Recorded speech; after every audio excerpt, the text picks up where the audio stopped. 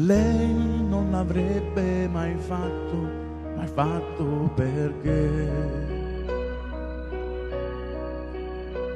era troppo sicura, soltanto sicura di sé.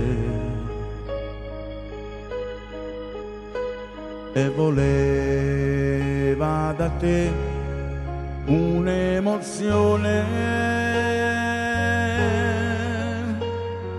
ma quando hai aperto la porta l'ho vista anche io, con i capelli bagnati, intrecciati, l'ho vista anche io, con quel suo tingersi il viso lontano da ogni sospetto. E chi di noi l'avrebbe mai detto? Sola restò per un po' sulla porta a guardarci,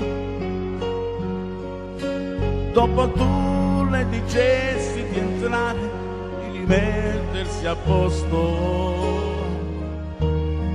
ed eravamo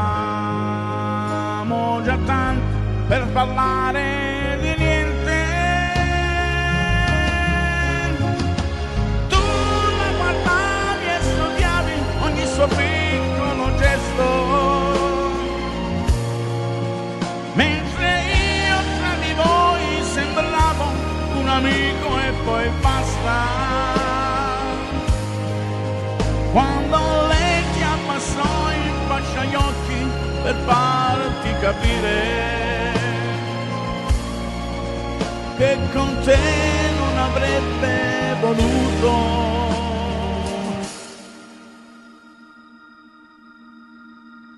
No, non mi basta che adesso sventagli le piume e ti metti qualcosa che ti ho regalato da un anno, e poi ti lasci ad un altro sorriso. No, non mi basta che adesso nascondi quegli occhi, regalandomi ancora di te un aspetto impreciso. Guardi me, guardi lui, poi ti dai ancora il rosso sul viso. Ma chi di noi l'avrebbe mai detto?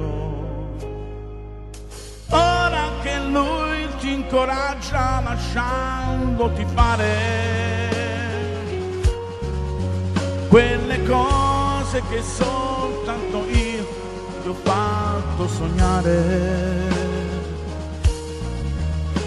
e ti senti di nuovo sicura. Ma quando ho aperto la porta ti ho vista con lui, con i capelli intrecciati, bagnati, ti ho visto